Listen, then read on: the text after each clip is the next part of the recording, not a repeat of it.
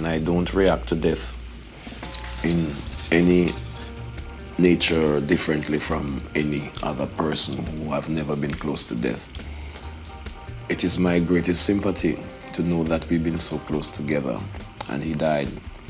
But yet I know it's the Rastaman's philosophy not to mourn over one's death.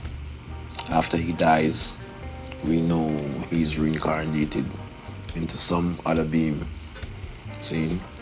And his work, which he been doing for all this period of time, he had reached a dimension of accomplishment. And it is for us who still have the work to do to continue what we were doing, see? But we are all in great sympathy. Reggae music encompasses various aspects, but its core themes revolve around social awareness, spirituality, and politics. One of the most outspoken and confrontational reggae artists in history is undoubtedly Peter Tosh. His rebellious nature emerged early in life when he left his village at 14, embraced Rastafarianism, and frequently clashed with authorities regarding the struggles of ordinary people and the right to use marijuana. While it's well known that Tosh was a rebel, many are unaware that his intense militancy stemmed from a deeply tragic event, the death of Ivonne Whittingham, the love of his life. Those close to Tosh assert that Ivonne was his true soulmate, and her untimely passing left him profoundly changed, leading him into a spiral of self-blame, isolation, unprofessionalism, and paranoia that transformed his character. This shift turned Peter Tosh from a mere rebel into the stepping razor, a fierce revolutionary whose activism reached unprecedented levels in reggae music. Let's explore how the loss of his beloved Ivonne altered Peter Tosh's life forever. By late 1972, the Wailers were finally experiencing a breakthrough. Every Wailer has the entitlement, and every Wailer is qualified to go solo. But we needed to build ourselves into that kind of mold ourselves into that kind of a position by being a group.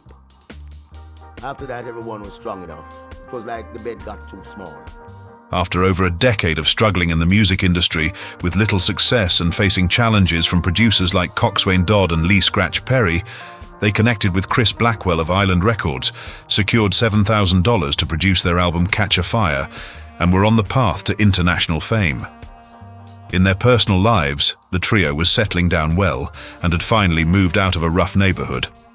Bonnie Weller and his wife Jean Watts relocated to a place called Bow Bay. Bob and Rita soon followed suit, finding a home in the same area, while Peter chose to live in Bridgeport, Greater Portmore, situated on a beautiful peninsula between Kingston and Spanish Town. He didn't move there alone. He was living with his girlfriend, the lovely Ivonne Whittingham, a 21-year-old he had recently met in Kingston.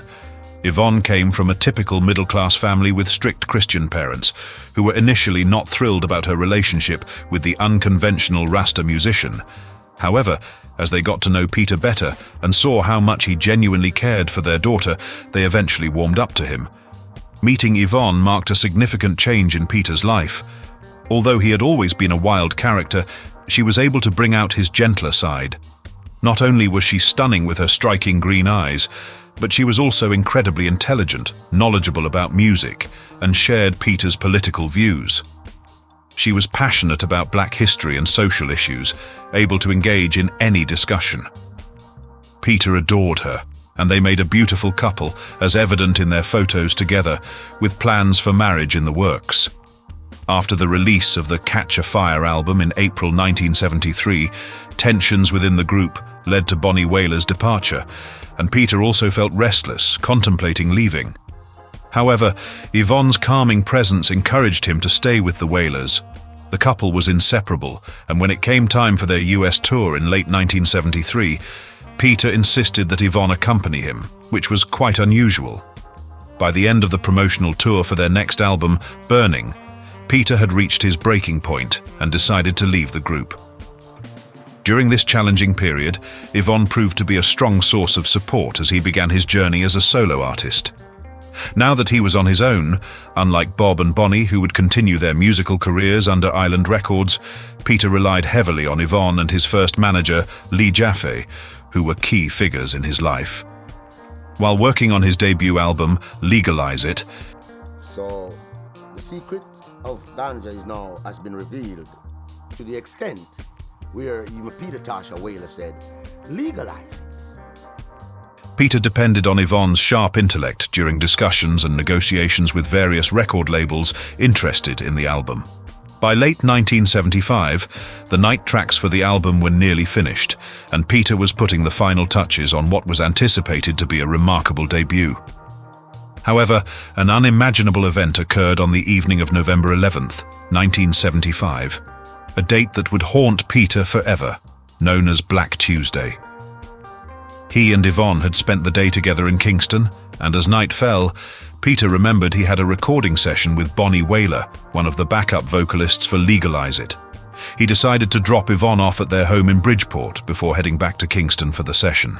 While driving through a neighborhood called 6 Miles on Spanish Town Road, Peter inexplicably made a U-turn on a one-way street and collided with an oncoming vehicle that hit the passenger side where Yvonne was sitting.